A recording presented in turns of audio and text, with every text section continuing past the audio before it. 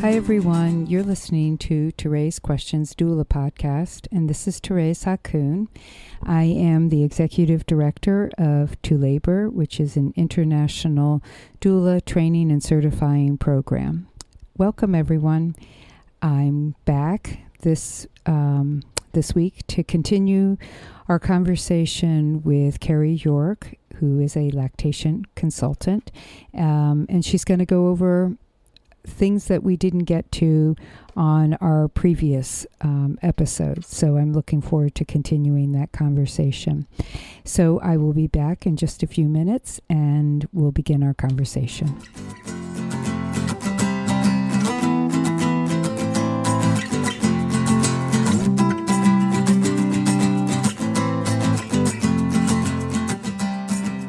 Hi, everyone. So I'm back, and I'm here in the studio with Cary York again.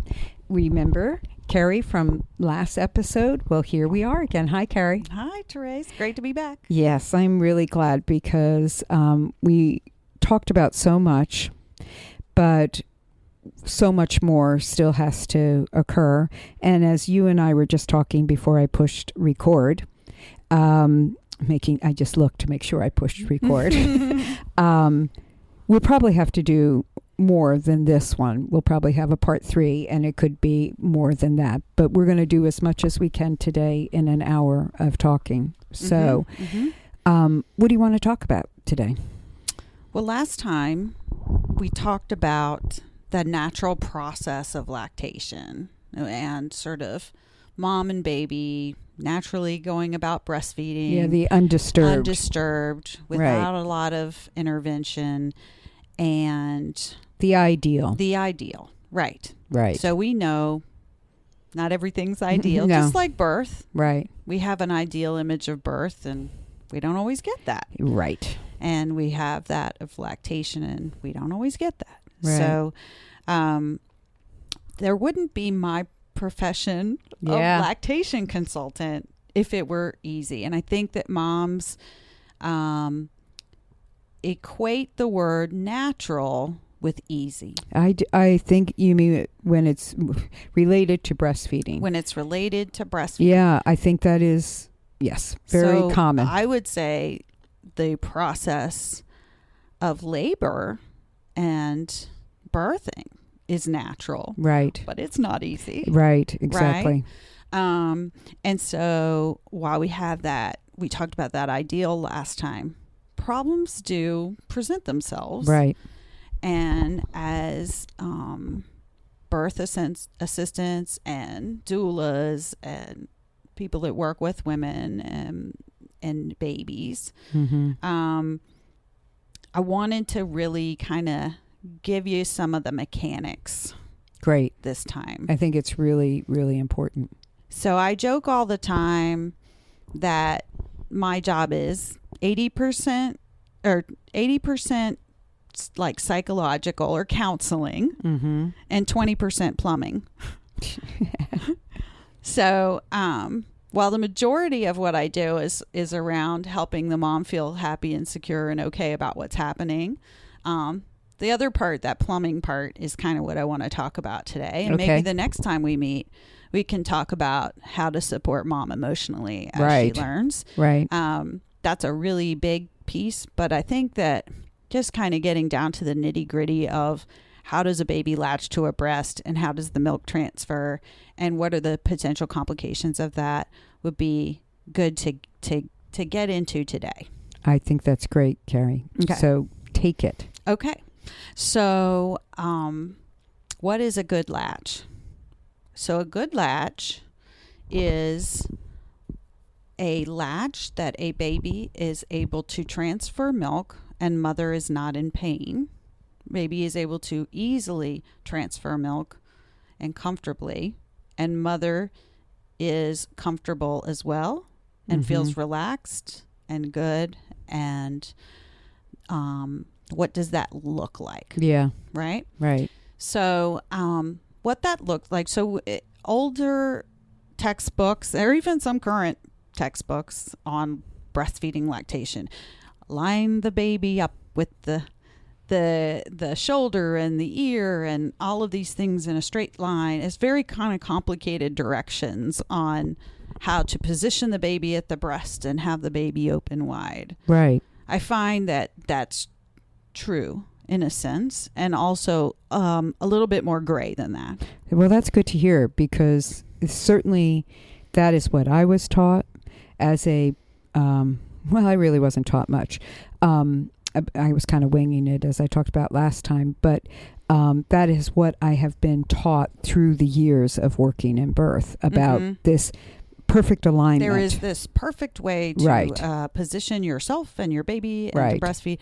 And in certain cases, we really have to go to that kind of standard in certain shapes and sizes and techniques. We do, but a lot of times the baby and mother, if working together, can get themselves comfortable and get a deep enough latch, and baby's transferring milk adequately, and mother is comfortable and happy. And if that doesn't look like what that picture in the textbook, that's okay too. And that's such a important, I think what you're saying, what I hear is that relieves a lot of pressure, but a key factor in that is as long as the baby is getting what they need and it is comfortable for the mother. Yeah. Because I think people can get really slack, lazy. I hate to use that word, and I don't mean it in a negative way. Slack about how they do position, and it is pulling on their nipple. So that's where we learned that alignment aspect would work best. Now, I also work with mothers where that some moms and some babes are really needing that alignment. What I think matters is not, I think the belly to belly, the tummy to tummy. Right. I don't like to see a baby on their back with their head stretched over their shoulder, craning their neck to the side to get to mother's breast. So that was an even older technique that really came out of bottle feeding, where let's put our baby in a dorsal, the back, laying on their back to feed. We know from lots of research that babies are lay on their bellies to feed. Right. And so putting the baby's skin against your own, or the baby's belly or chest against you, will trigger that instinct for the baby to feed, and will often trigger that response of opening wide. And that kind of that crawling to the breast. God, and I'm listening to you. Not allowing the baby to tummy and the afferent nerves on the front of the body and the baby's hands trigger the feeding response and the feeding behaviors in the baby. And so we're so brilliant. Yeah. So even if you're going to do a football position, where the baby, I like to turn babies in a football off of their back and more onto their side and let them touch up against mother to feed. The other thing that I find really important in positioning is nipple to nose. Is the idea that the baby shouldn't look down where the baby's chin ends up on its chest. If you put your own chin on your chest right now, like kind of look down and put your chin down there. Imagine now trying to drink something. You can't move your jaw, right? Right. And then imagine taking a sip of something. What do you automatically do? Our head kind of tilts back a slight bit. Right. Babies, I find, have the easiest time breastfeeding with their head just slightly tilted back. So achieve that when you line your baby up to the breast. If the nipple is at the baby's nose, the baby's going to tilt back and be in the perfect position to latch on. The other idea is asymmetric latch. So we think, how should the baby's mouth attach to the breast? Well, first thing to know is they don't suck on the nipple. So this is most people don't know that. Right. The common person on the street does not know that babies do not suck right on the nipple. Right. And the baby actually needs to get past, the nipple needs to be in the roof, in the back of the baby's mouth. And the baby's actually going to suck or lap their tongue on the areola. Right. On the lower aspect of the latch. So wherever the baby's chin is, they need to get more of the bottom, what's called the bottom of the areola. So in any position you're in, if you think of like lining the baby up. Right. It's so hard to describe this. Yeah, but you're doing well. A visual. Yeah. But it's more important to get the bottom of the areola in the mouth than the top. Okay. And do we know why that is? Yes, because all of the mechanical action is going to happen at the bottom of the baby's mouth. So baby will form a seal at the top of the mouth with the top lip, but the bottom, the jaw, doing the sucking. The tongue is doing the work. Mm-hmm. So baby does not suck. Now this is a real wild concept, but baby does not suck on the breast like maybe like a straw. Right. Right. It doesn't get on there and go right like that. The baby gets on, latches to it, and then their tongue does a wave action, lapping of the tongue, lapping the milk over. So it applies pressure in a kind of a peristaltic wave action, almost licking inside, and it creates this pump action on the breast. So positive pressure, then the pressure kind of releases. It's really complicated, and then the milk comes into the mouth in a little bolus, and then they swallow it, and then they bring over another little swallow, and they bring over another little swallow. Okay, so it's not like sucking, on a straw. Yeah. And so where you want that tongue is down on that areola where it doesn't hurt. Right. So the nipple pain is there to tell you it's wrong. So if the baby is latch, now there's always the initial zing. When they first get on, even if it's a great latch, there's a little woo, and give it 10 seconds or so, and it should settle out, and it should not be painful. It should be plenty comfortable. And if it's not, they should detach. They should break the seal at the corner of the mouth. Right. I always tell moms, don't be shy. Shove your finger in there. It's okay. You're not going to hurt the baby. It's better to break the seal and get the baby off than it is to have the baby pull off and take some of your nipple with them. Right? So if there's something wrong, immediately you could pull the chin down right in place, like leave the baby latched. Reach your thumb in, pull the baby's chin down pretty hard. Like they usually don't mind it. The babies are most babies. Some babies do. Mm-hmm. But by pulling that jaw open a little bit after it's latched, you can sometimes slip that baby's tongue and jaw right down onto the bottom of the areola where it needs to be. And they should feel a difference then. And then it should feel better. Yeah. The other thing is sometimes they get a great latch in the beginning. They start the weight of the baby's head, and they start to slip out and away.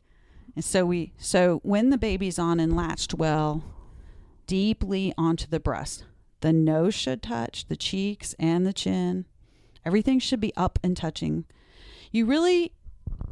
Most good latches, you're not going to just, I can see the fishy lips. That's another common old-fashioned breastfeeding teaching.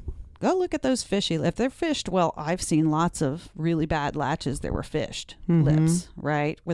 You do want those lips fished out, and what I mean by like flanged up and down. You don't want the lips tucked in, the bottom lip and the top lip, baby's bottom, on the breast. Right. Okay. Right? Flanged out. Right. You want to look, but you might need to push the breast tissue back a little to peek in there, right? Because the cheek's up against there, so you can't see it necessarily when it's really good. You go by feel more. But you might peek in there to peek. Hey, is that bottom lip down? Is that nice wide angle?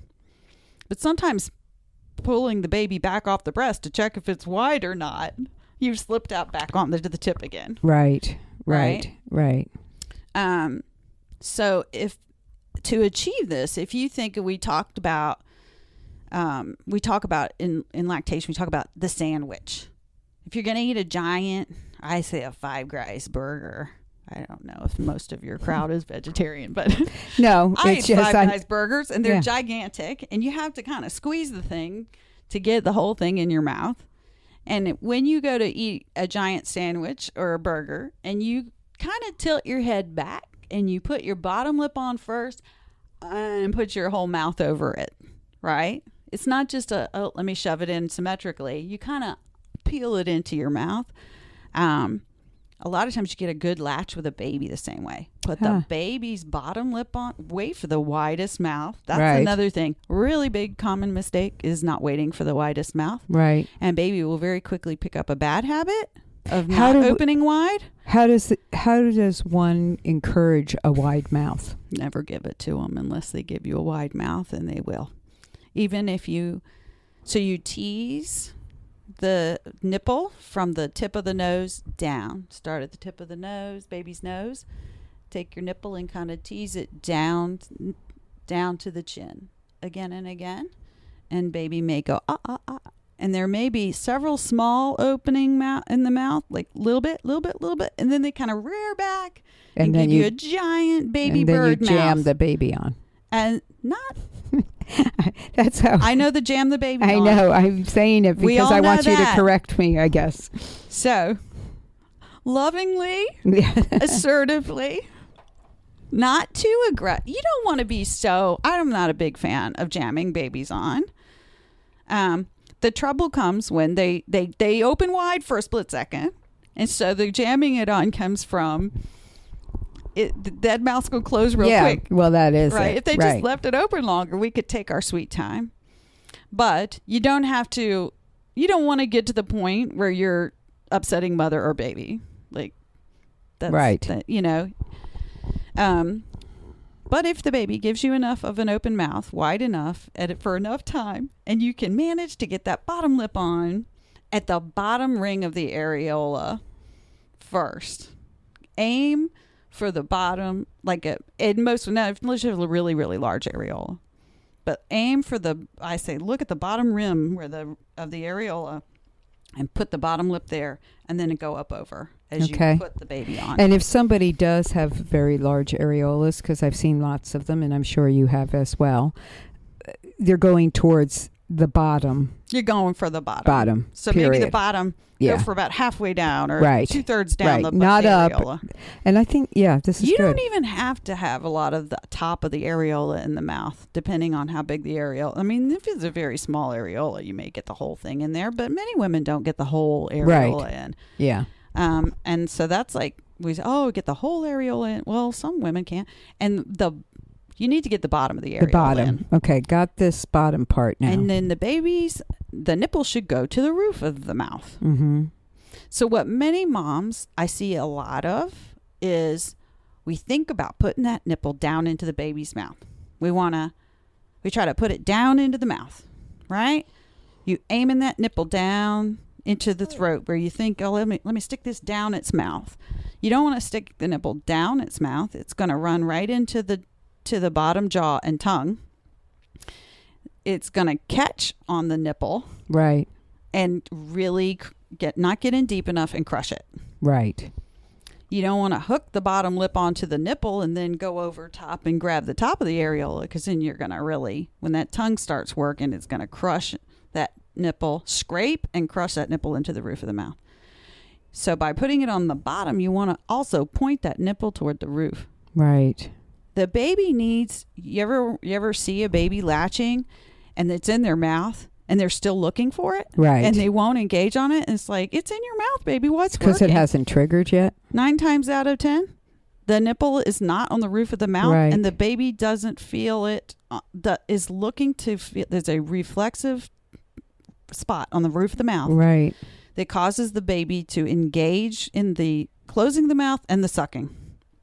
So the baby has to feel it hit the roof of the mouth so that it will close on and then begin the process. If a baby is on improperly, I'm going to use those words because I think it sounds like there is a... Dysfunctionally? Yeah. Ineffectively? Yeah, ineffectively way.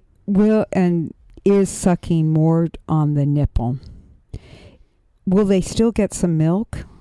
Or are they truly just going through the action that is potentially soothing to them, but Correct. not nourishing. Yeah, so that's another cause of breastfeeding that's a breastfeeding trance. So if you think about it, if that tongue is crushing that nipple into the roof of the mouth, then it's kinking it off. Think about your garden hose. And if you're kinking something off, then the milk can't flow through. There's like the plumbing idea. Right. If you're closing it. So some may go over. Right. And they will continue often to suck with that because it is soothing. They will continue to suck with that because it's touching the roof of their mouth. Right. And it's an involuntary suckling response. It's a reflexive response. Right. It's a programmed response. But of course, it's pleasurable to them. But they are going to be hungry after the fact. And they may work so much longer and so much harder defeating their own little purpose, trying to get that milk to come over, and it can't, because every time they suck, it closes it off. It makes me wonder, and I know that this isn't always the case because lots of people have really good latches going, but when you hear about the person saying, oh, the baby just will not, they latch on and they just never stop. They never stop. Yeah. They never stop. Yeah. Or I'll get them, I think they're done, and then shortly after they want to do it again. Yep. And I know that that's not always caused. I mean, that can just be because that's what the baby needs to do. But I'm also listening to this and thinking, well, that would be a check-in then. Like, how is your latch? Mm-hmm. To me now, I think, well, how is your latch? Mm-hmm. Because maybe the baby isn't getting. Right. The baby's at your breast, but the baby isn't doing what it really needs to be doing. Some great telltale signs that it's wrong. Number one, it hurts. Yeah. It's nagging. It may feel scrapey. It may feel pressure. It may feel sharp. Any number of sensations that's continuous throughout the feeding. Right. And many moms will go, I don't care. They just got it. I'll just suffer for them. Don't suffer for them. You're not doing them a favor. Right. Okay. They're not actually getting milk. And usually when I explain that to moms, they're like, oh, good. I don't have to suffer for them. And I'm not helping the baby by doing that. Right. So the pain is there to tell you it's wrong. Now, sometimes you get a bad latch and you're sore. It's sort of like, well, is that just the soreness that was already there? So you have to sort of help a mom tease that out. Right. But when they get a proper latch, there's that little zing, and that should settle out. Right. And the baby will transfer effectively. Okay. Yeah. Okay. Yeah. Well, that's important. So that's like really critical too, is we were talking about that sandwich and how to hold the breast or you don't want your fingers on the areola or down on the nipple because they're going to be in the way of the mouth. So when you're holding the breast for the baby, if you're holding the breast for the baby, you want to get your fingers back off of the areola so that they're out of the way. Now, with the exception of there's one little hold called, we call it teacup. It may be called other things, where you do a little pinch to the side of the areola. And that's a little bit of I don't know if I could describe that effectively. But for the most part, you want your hand back out of the way. Behind the areola, compressing like a sandwich in the direction the mouth is oriented. Okay. This is really the C hold. Remember the C hold from those books? Support your hand when it should look like a C. Well, not if the baby's in a cradled or cross-cradled position. That'd be pinching the wrong direction. So imagine taking your burger and you're going to turn it vertical and squeeze it and try to get it in your mouth, right? So then, wait a minute. I got to think about which way is the baby's mouth going. So you got to look. If the baby's laying horizontally, that mouth's going to be vertical. And if the baby's vertical, the mouth's going to be horizontal, right? So you're like, look. One thing I've noticed, if that mom's coming at that breast with that hand, like say in a cross cradle position where mother holds the body across with one hand and assists with the other. Not you're cradling it in the nook of your arm, but you're holding the baby's head with your hand across your body and then supporting your breast with the other. if you notice, put your thumb where the nose is. Line your thumb up with the baby's nose, and you're probably going to get the direction correct. If you're doing that C hold, then it's going to be somewhere over near the cheek and not lined up with the nose. So if the baby's horizontal across the mother in a cradled or cross cradle position, you're really talking about like a U hold. Come under and pulling the breast, more like a taco to get the direction. Okay. Of that compression, the way the baby's mouth is oriented. Okay. Makes sense? Yeah. Yeah. And so the C hold would be for then more of a vertical or a vertical positioning. So like if the baby were in more of a biologic laid back position, baby's coming up mother's body, then C would be there, or a little bit more of a diagonal across mother's belly. Right. What about if they're in the football hold? Football hold would be more of a C hold. Yeah. So really the cross cradle or cradle is more coming from the underneath. Yeah. Okay. Mm-hmm.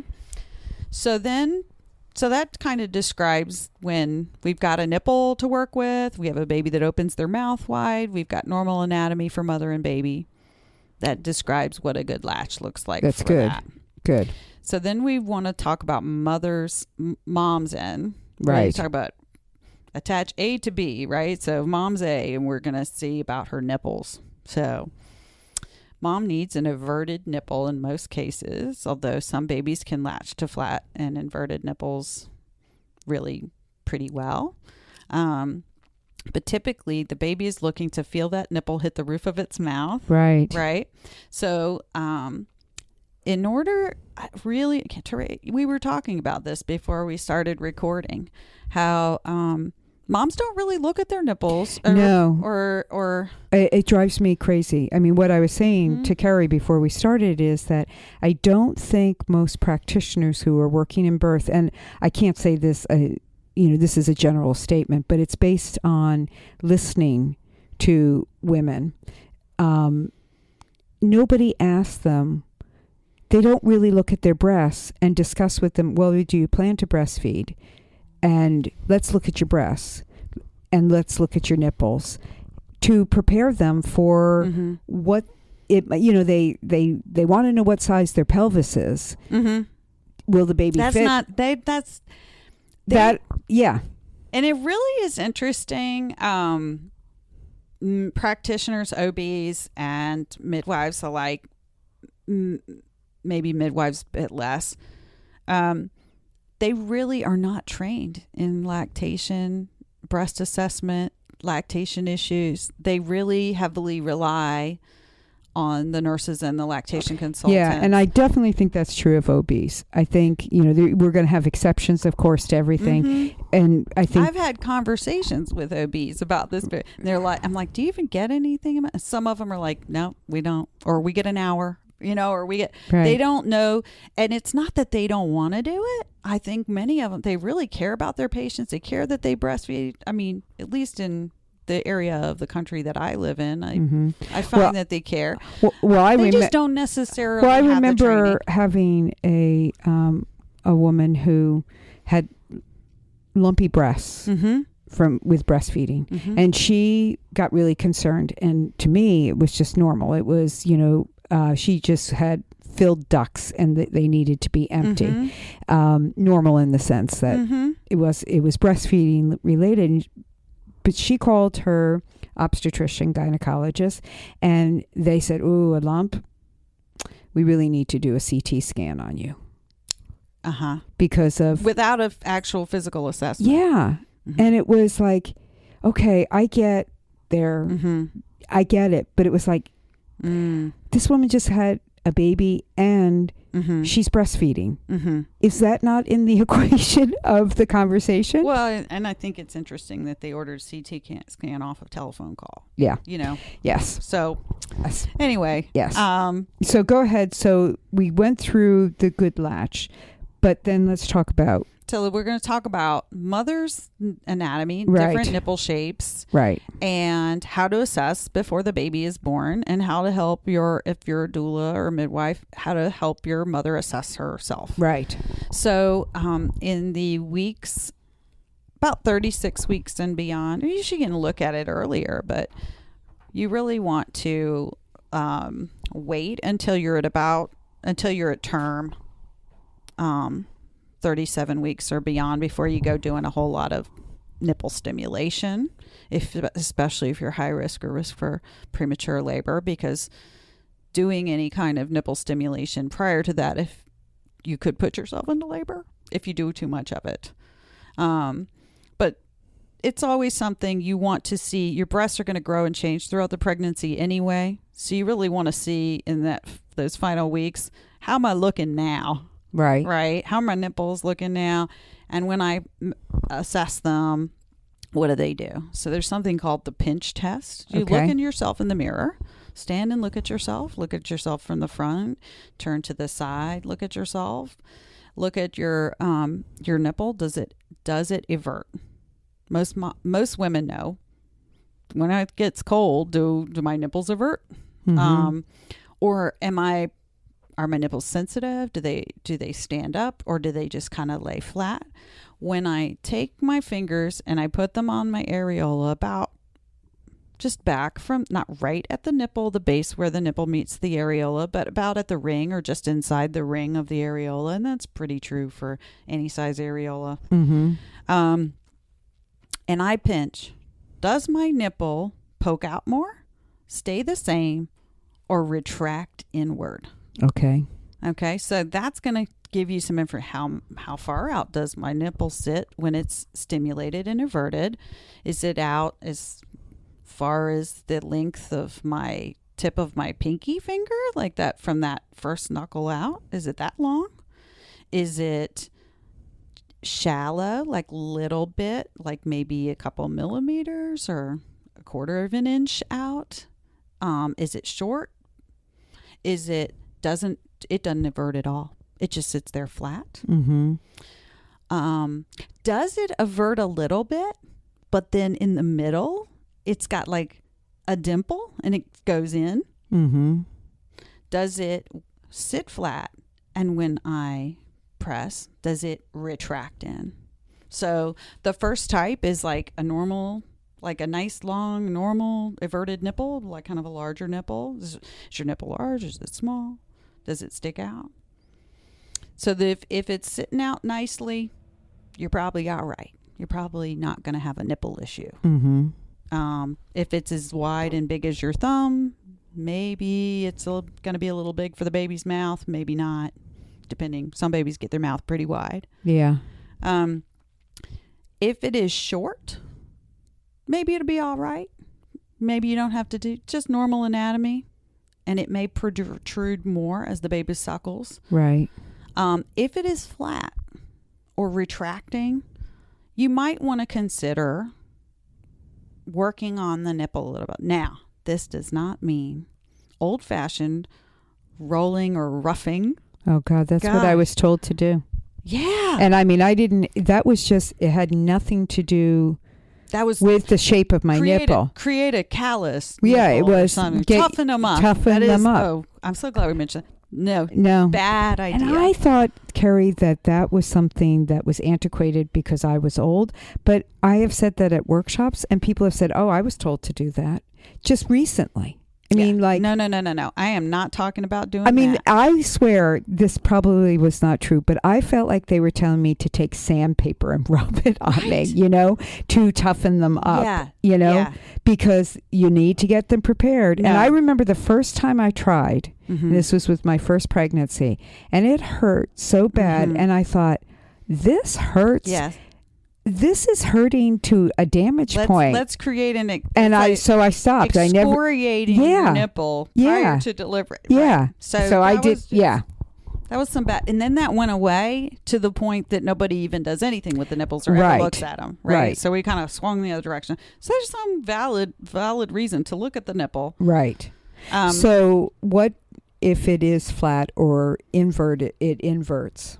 or it already is inverted. Right. You can consider something called shells. Okay. You could consider some very mild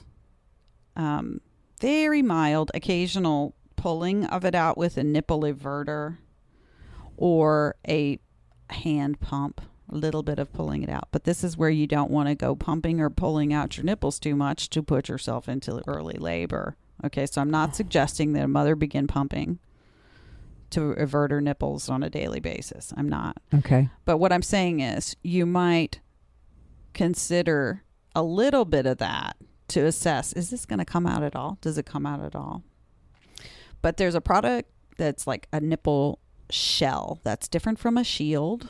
We'll talk about a shield in a minute. Okay. A shell is a plastic, I think about it like Captain America's shield, even though I'm saying shell, or a seashell. And it has a ring on the inside, sort of a dome with a ring, internal ring, that can be worn inside the mother's bra, centered at the nipple, and it applies a very gentle pressure over the course of the day. You want to work up to it, wear it for an hour, next day, try a couple hours, working up to maybe 6-8 hours a day. Okay. But don't sleep in them because they have a tendency to shift. Don't get your bra too tight, like just kind of not firmly compressing into the breast, but mildly sitting there. And it will start to gradually begin to pull the nipple forward. So there's been some success with shells. They've been around a long time. And they, on a personal note, I used them and I found them to be very effective. You in your pregnancy? With my first baby. Okay. I found that I did not need anything like that by the time I had the second. Right. So there's a natural molding process that happens with the baby beginning to nurse. There are think of it like little rubber bands or little adhesions around the nipple that hold it back or cause it to retract. And over the course of time of the baby nursing, you may find that your shape changes and the baby begins to be able to pull that out.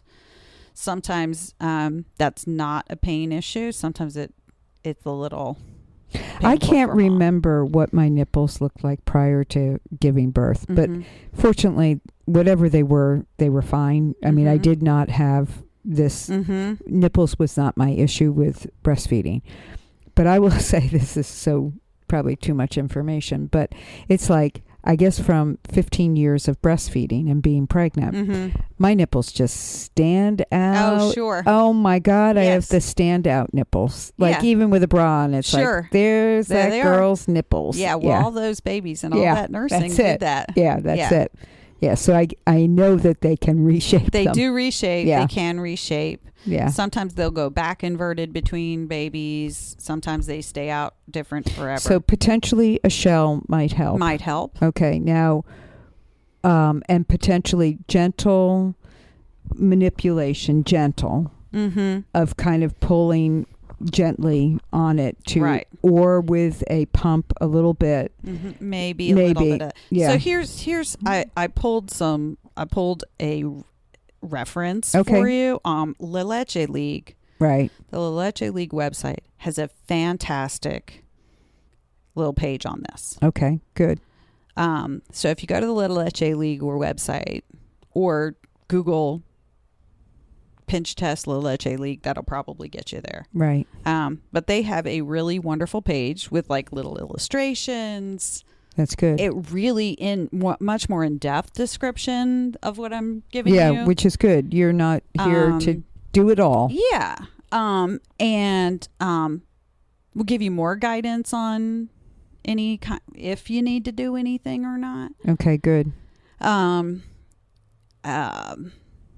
kind of, if you have more, that's a good resource for you. So important that, I mean, I'm speaking now to listeners, that if you are working with a client, this is a conversation you should have with them. Has anybody taken a look at your nipples? Have you looked at your nipples? Have you looked at your breasts? And can we discuss this? And you could also just say, hey, this is important for breastfeeding. potential, and here's the La Leche League page. Right. The pinch test. Yeah, do the pinch test, and then, go from there, and I can help you with resources if you need more resources, in the community. Yes. And if the mother does have what looks like to be, I wonder if these are going to be, then get help from a experienced La Leche League leader. Right. Get help from a local lactation consultant. Right. Lactation consultants see mothers prior to delivery. Well, what went through my head in our discussion about how this is not talked about enough prenatally, it seems to me, Cary, you need to go into OB appointments.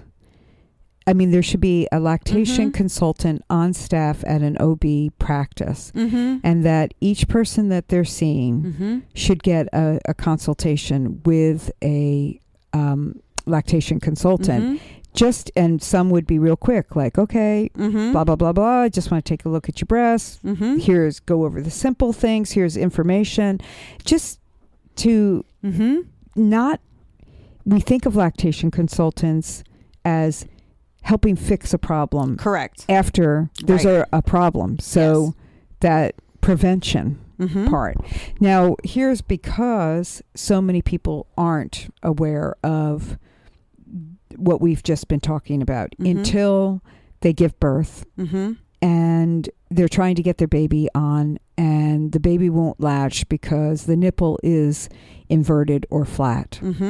What assistance can be offered then? Help from a lactation consultant on staff. Yes. Because we do this, if you have hospital or outpatient lactation consultant within your community, if you're doing home births, or some that will come to the house. Right.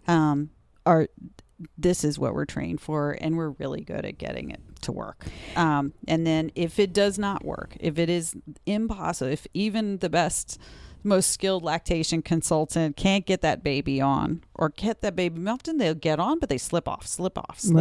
Right. Can't get keep the grasp. We can't keep it. Yeah. There's another thing called a nipple shield. Now, nipple shields you should already be in consult with a lactation consultant. They do sell them at local drugstores and national chains. Nipple shields I sound like, like really rigid with rules, but they really should not be used without the consultation of a lactation Well, I'm glad you're bringing consultant. it up because there's a lot of controversy, I know, around nipple shields. Nipple shields are not without consequence. So anytime you're using one, you don't want to just hand a nipple shield out to everybody. You want to make sure this cannot be done without it.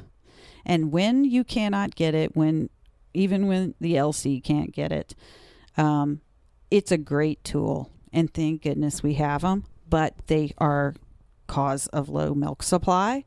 If they are not applied and used properly, you can result in very bad nipple damage. They are not really to be used as, let me just put this on because it hurts. Really, you need to get to the source of the why is it hurting. Right. Now, there are times when if a mother is going to give up otherwise, if like she's got a real bad damaged nipple and we just need this to heal and she's going to quit otherwise, and I'm like, can you tolerate it for a day with this? And I know I'm going to follow up with her and get her off of it. You don't sometimes, and this is where we get into, like, I don't want to make total generalized statements. There are some babies that nurse on a nipple shield for the whole time they nurse.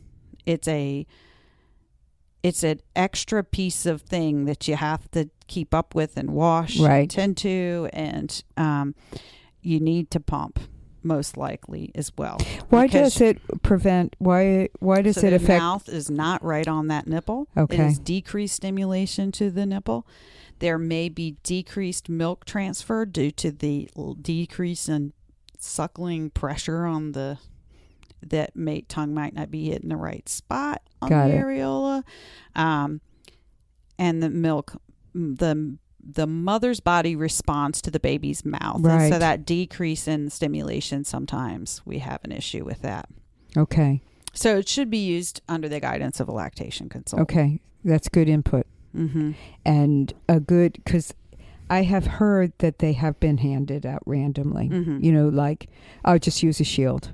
That's what's going to help. That's what's, you know, your breasts hurt, your nipples hurt, you just use it. And they are associated with low supply mm-hmm. and early cessation of breastfeeding. Okay. If they are not used as under the direction of So somebody who knows what they're doing with them and how to get them off. And you said, you know, some babies, though it's not very common, could breastfeed all the way through their breastfeeding time, but that's not the norm. No. So what is the period of time do you think the average is? So the doable they're time. Great. They're also, I will say, another use for them is in the premature population. Those babies sometimes lack the jaw strength and stamina and ability to get a latch and hold a latch. So that would be another population of babies that we would use them on. That's a complete other topic. Right, that is. But sometimes we will do it for a few latches and then that nipple's pulling out. So it's a great, like sometimes I'll use it. We'll get the baby on, get the baby's suckling for a minute. Boom, we pull it out. The nipple's averted for that quick second. The baby can get on directly. So I've used it that way. I've used it. I've had a mom on it for a few days.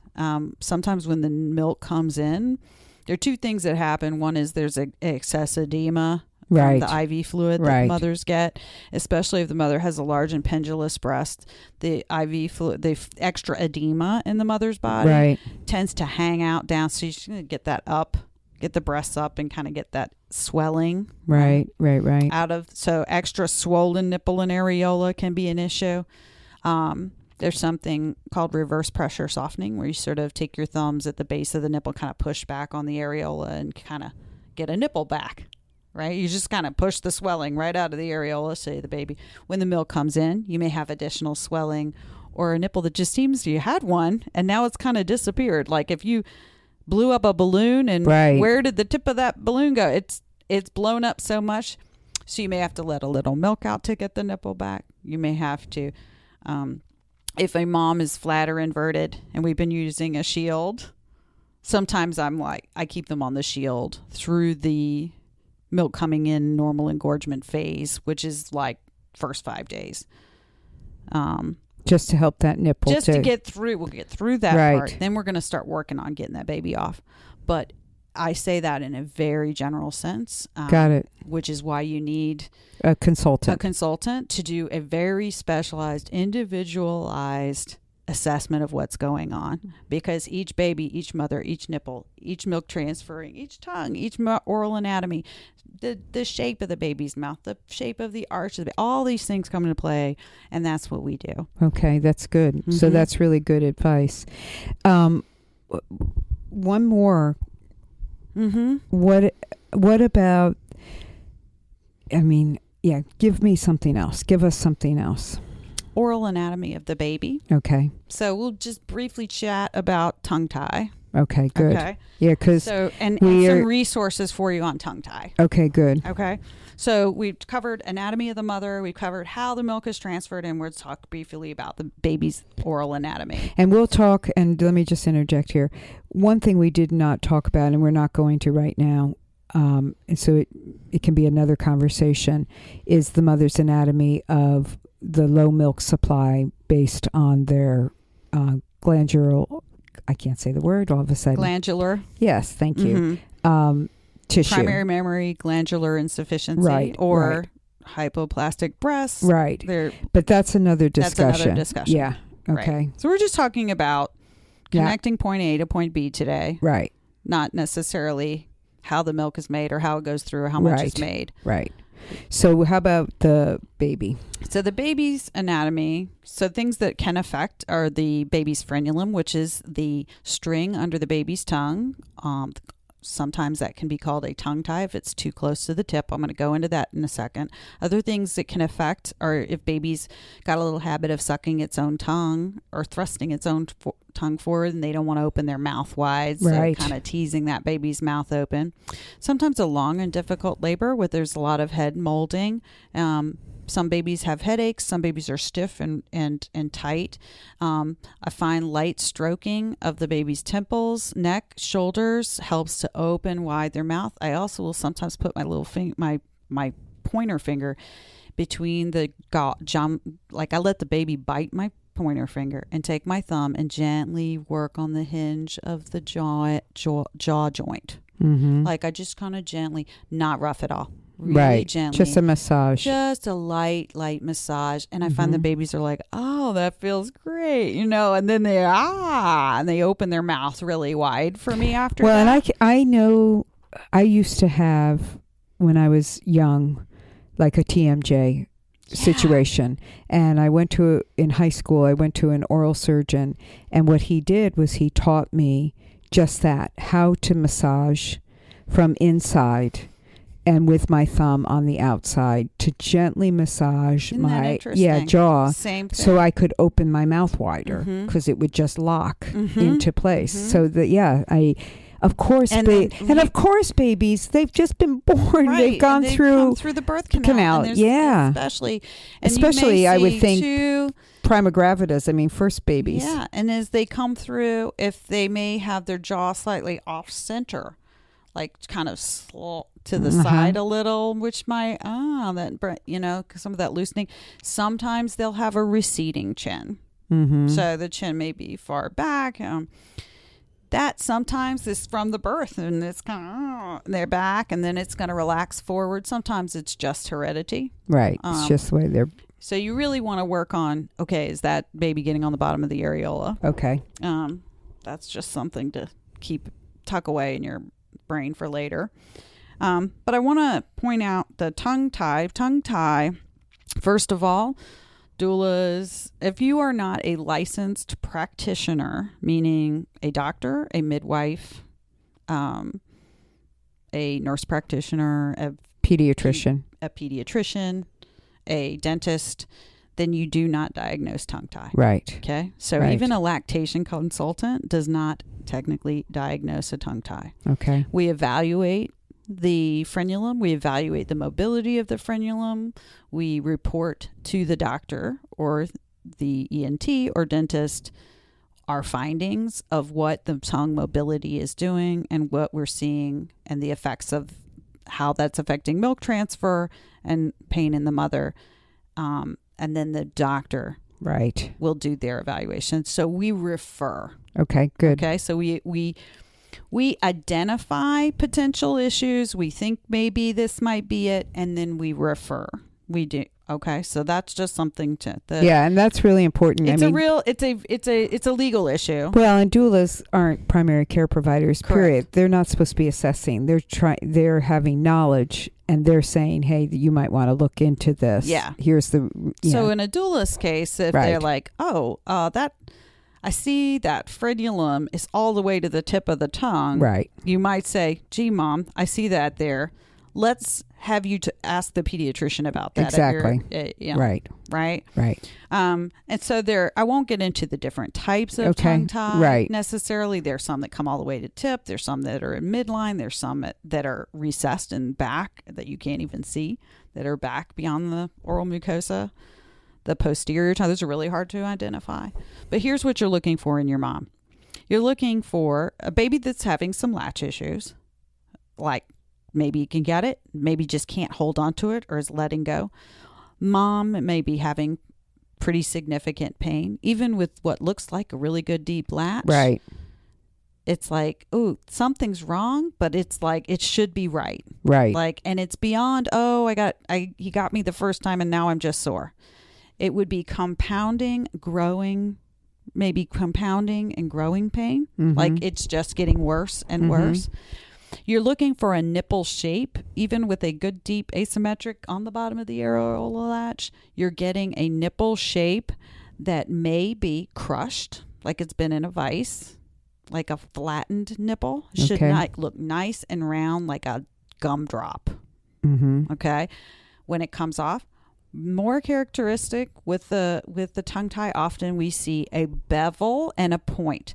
It looks like a new tube of lipstick. So you got one side, probably where it's been at the roof of the mouth, that's beveled and a point. And that is a characteristic of tongue mobility, or the nipple is too far forward in the mouth. That's where that nipple has been crushed into the roof of the mouth in a way that has created that beveled shape. You got to look at it right when the baby comes off the breast, because then it'll reshape itself within the minute. So look at it immediately. You'll see some crimping. Even with good latches, some babies are going to crimp the nipple. So you're looking for that. You're looking for compounding or like worsening, right, or kind of persistent pain. Right. Like it doesn't go away after the initial zing. Everything looks great. Boy, that picture of that good latch is there. And in the baby, you're looking for latch issue, or you may have latch issue. Baby's working really hard and trying to get that milk over and working, but is not seeming satisfied after feedings, is having growing weight loss, is not having adequate weight gain, despite a really good milk supply. Right. A falling of milk supply in mother, if baby's not transferring enough, is not necessarily maybe making enough. So depending on where you are, like sometimes she won't make enough because the baby hadn't been transferring enough. Right. So you'll see decreased urine and stool output, maybe great weight loss greater than 10%. So that's something to look at. If your mom's having, otherwise it looks like a good picture, but why is the baby losing more than 10% of its birth weight? Right. And seems to be hungry all the time. And seems to be hungry all the time. And boy, her nipples hurt. Yeah. That's something, that's a red flag. Those are some red flags. Right. I'm going to give you some resources for that. I'm going to give you one good resource for that. Okay, go ahead. So there's something, if you want clinical, kind of a good clinical place to go online as a practitioner, right? This is not a place I send mothers to look stuff up. Okay. But there is the Academy of Breastfeeding Medicine, is an international organization of the leading doctor researchers on breastfeeding in the world. So this is the lactation rock stars, So if you go to the international conferences on lactation, you're going to see these big, like the major big players in the lactation world are typically members of the Academy of Breastfeeding Medicine. They compile information from around the world. This is like the big global think tank for breastfeeding, and they have established protocols. So you can go to their website. It's the Academy of Breastfeeding Medicine .org, I think. And you just Google that, you're going to get there. And even when you Google it, it'll say like the Academy of Breastfeeding Medicine, and it'll say protocols. It'll have like this little underlink. Hit your protocols, and you're going to find information on every breastfeeding, just about every breastfeeding topic. Huh. I can see why you don't send a mother to it. No. Be overwhelming. It's not for that. Yeah. It's not for that. It's for the clinician. Right. So I rely on it. I look at it. I look at what they're saying, what they recommend. I look at, I refer pediatricians to it if they are like, they're want more information. Right. It is those protocols are great. I mean, it is a nice singular source for all things. And so for a doula, it would be just a good resource place. For your increasing your own knowledge. Right. Not because you're going to go on there and go, well, I'm going to manage this patient and act in the role of whatever. No. But it will give you a picture. You're going to learn things on there. Yeah, it sounds great. I continue to learn things I'm sure. on there, reading the protocols and go, and they do a great job of explaining, giving the background, giving the reasons, and giving the recommendations for different things. Good. That's good. Mm-hmm. And then just to finish up with the tongue tie, the frenulum, do all babies who have a tight frenulum need to have the clipping, do you think? So the frenotomy is typically performed, if they do it, is performed by an ENT or a dentist, or some pediatricians are trained and can do it. But those are the typical who do it. Right. It's a very simple procedure. Right. They just clip it. They sometimes will do a clamp, tighten it first, put a clamp on it for a second, and then clip it, depending on how extensive it is. In comparison to, say, a circumcision of a baby, it's like that. If a circumcision is 100%, it's about 1%. I mean, it's just not. It is not a major procedure. It's a simple clip. There is not a lot of blood flow in many of them, and it's not. It's like a piece of. It's a remnant from development in the womb. And so it's like a piece of connective tissue. Right. Sometimes it bleeds, not very much. Right. Some are more extensive, and they have to do a little bit. To some babies. So some of them are stretchy. Right, stretching. So they will, over the course of, they'll get to stretching and moving that tongue. If that baby has what's called a heart sign, you may notice, you go, you're looking in the baby's mouth and the tip of their tongue looks like a heart, and they can't get that tongue forward to the gum line. And they're like, and they can't move it forward. If the baby should stick their tongue out, and it should be look nice and pointy. A lot of babies will stick their tongue way out. Right. That baby's not tongue tied. They're sticking their tongue way out. Right. It's nice and pointy. Right. But these babies have more mobility issues, so they can't lap that milk over effectively. Right. You might see a heart, like the tip. It's not every tongue that looks like a heart is tongue tied. Right. Right. But you may see that. You may see that baby just can't get that tongue up. When the baby cries, it just still kind of stays near the bottom of the mouth, doesn't lift up to the roof of the mouth easily. But that's getting really technical. And I wonder then, Cary, if some can stretch out, how long, but the symptoms, it sounds to me like there still would be symptoms that the mother would be experiencing, probably tenderness, soreness. Not necessarily. So it may not be. So sometimes it's a non-issue. Sometimes I look at a frenulum and I think, oh man, I wonder how this one's going to go. Right. And then the mother baby transfer is great. Mom's in no pain.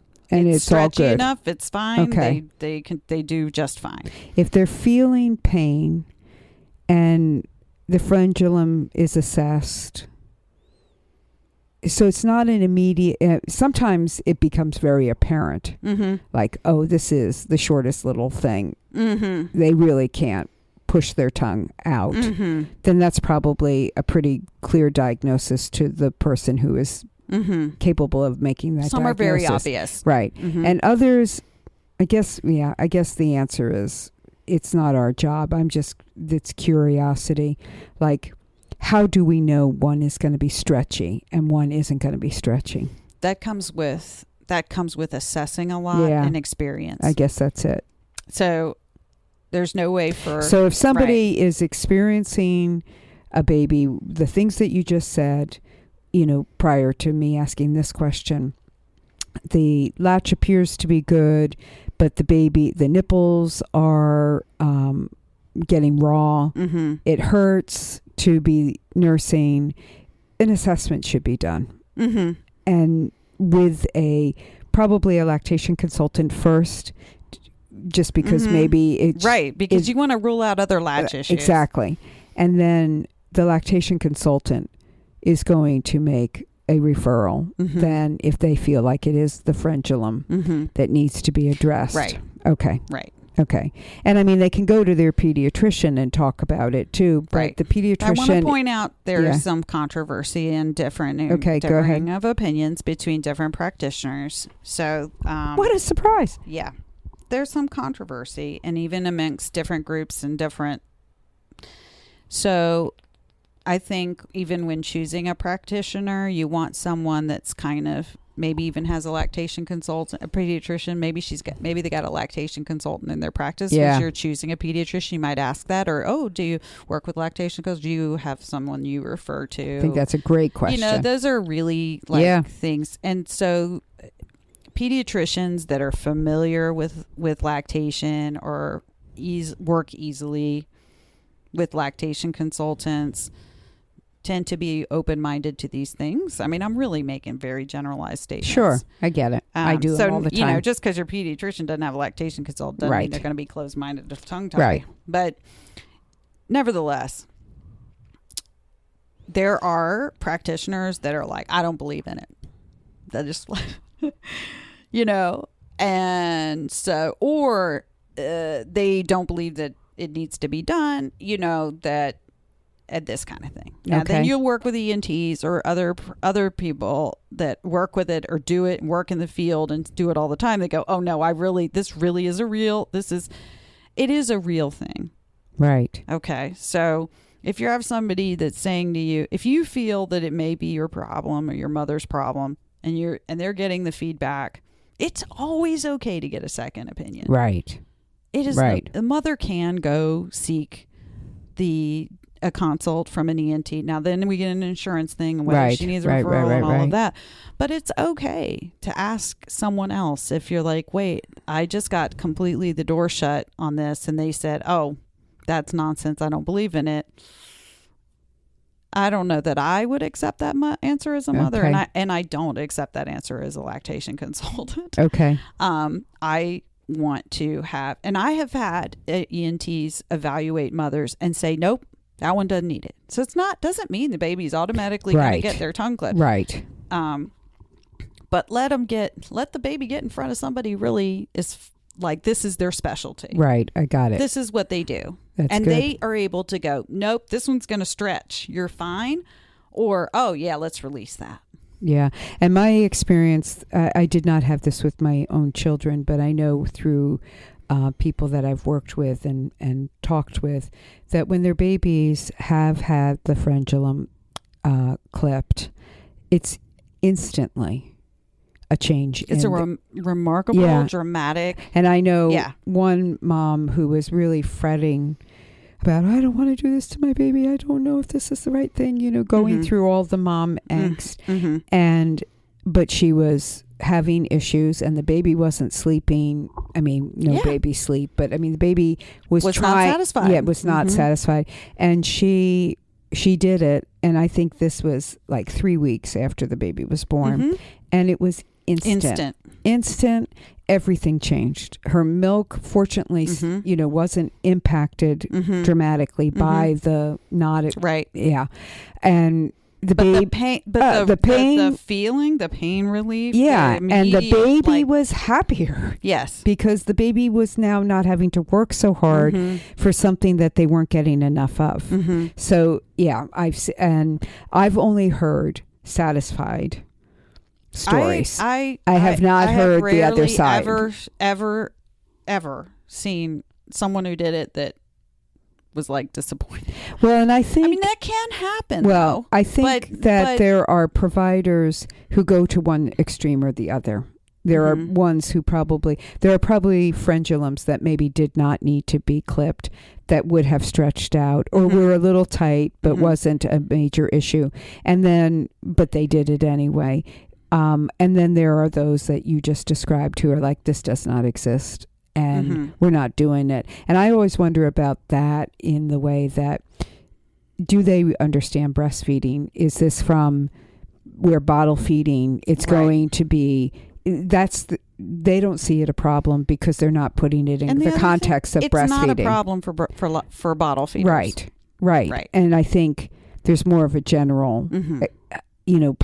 there's a population of people, practitioners that just assume everybody's using a bottle, not using the breast. So they're not putting it in the context of what this person has. So that's an important thing that somebody needs to be discussing also. And I'm breastfeeding. When you're picking any practitioner ever, I think it's great to be any practitioner that's like, nope, right from the get-go on any idea that's presented. I think good practitioners are willing to have a conversation, even if they don't agree with you. Yeah, they're like, they're willing to have an open dialogue. Yeah, I'm personally not respectful. I'm not into I personally, in all my life experiences with practitioners, I don't want somebody who's black and white.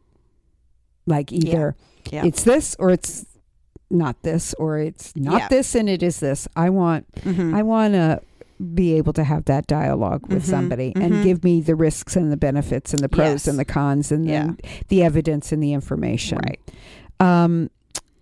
Well, Cary, we have talked probably more than an hour and we still have so much more to say. So once again, we're going to have to do this at another time. Breastfeeding is a big, it is big all-encompassing thing. You can't, it's no way to talk about it in a short amount of time. Well, it's a fascinating subject too, because I mean, it goes back to at the beginning of this conversation of you saying, well, just because it's natural doesn't mean that it's easy.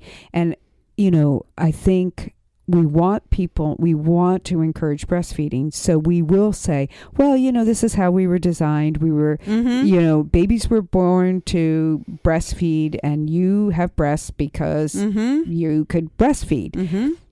And so we want it to be welcoming and make it like, oh, it's all good. And it's a natural thing that we do. But it is an illusion. Like saying, well, I want to have an unmedicated birth, so I've hired a doula and I've taken a childbirth class and I have a midwife and I'm going to birth my baby in the best hospital or birth center or home.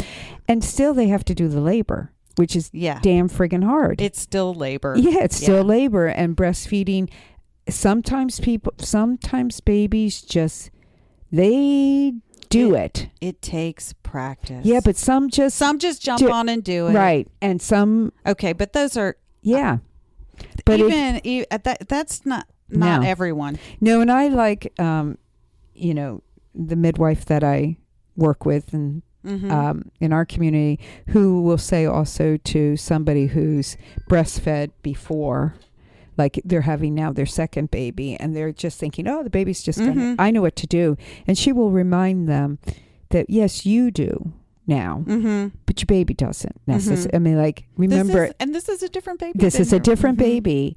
This baby needs to learn what you've already come to learn about your breasts. They don't know yet. And I think that's also a reminder to people that just because you breastfed once doesn't mean it's going to be simple the next time either, because you have a different baby. And you breastfeeding a newborn's different than that 1-year-old that you just finished nursing. Exactly. Right? And you maybe don't remember that early. Yes, exactly. Yeah, it's a little foggy on that. And the 2-year-old that is pulling your nipple like bubble gum, and standing up and moving around doing it is different than, that newborn. I think it's realistic for mothers to know that probably in the process to learning to breastfeed, at some point you're going to cry. The baby's going to cry and you're going to cry too. I think that's a whole nother conversation. Yes. And that's okay. Well, I say this, that I feel like a doula should definitely go be with their client on day 3, because usually that's when the milk is coming in, and with the milk comes the tears, and you got to be there. Yeah, just to be that. Milk comes with tears. Yeah, that's just, to me, it's like, there it is. Major hormonal surge. Yep, and the enormity of the life experience kind of all comes together, and you hit that wall, and Yep. Okay. Well, I think what we will do is some of the resources that Cary has talked about, I will put up on our website on the podcast page so that you can have them also as a reminder in the notes section of the podcast. So, and then we will continue this conversation at another time, Cary. And I so appreciate your knowledge. And today, Cary is sitting here in her work clothes because she came from work. And I wish you guys could see what she looks like and how official. She took off her white coat, but I still see you as the official lactation consultant sitting here. Yeah. But your knowledge is wonderful, and it is very easy to understand. Good. Yeah, at least I think so, and I believe everybody else will as well. So thank you for being here. It's my pleasure. And we'll talk again. Okay, I'll be right back.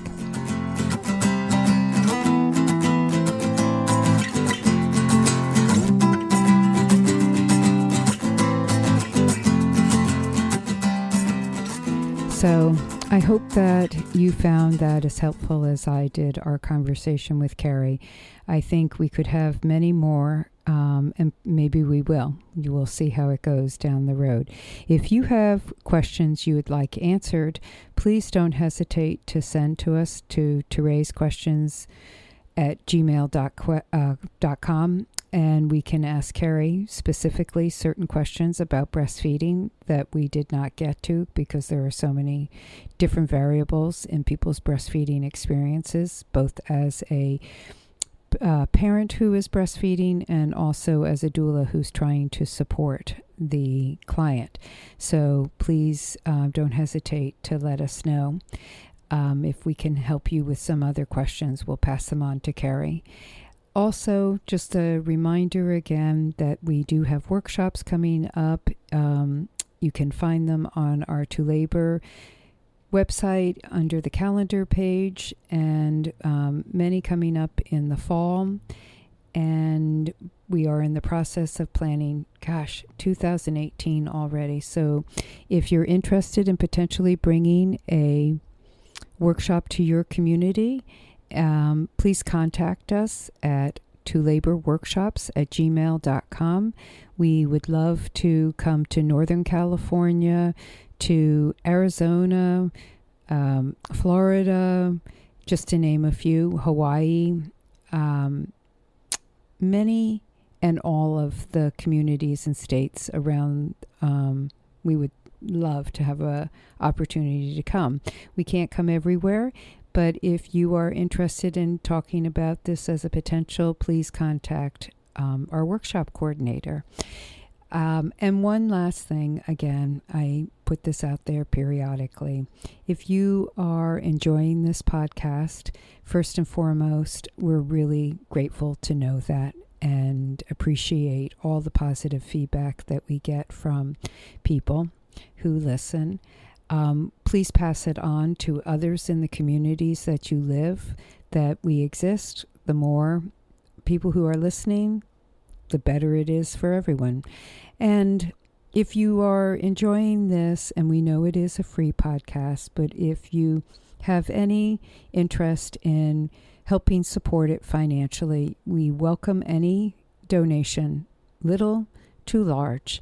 And you can find on our website, the podcast tab will take you to a donation spot. And anything you donate to us, we gratefully receive. But in the meantime, everyone, take good care of yourself. I hope that summer for many will bring great new adventures, and I hope everybody will be safe and be thinking of how we can make this place that we all call home a better place to live. Bye now.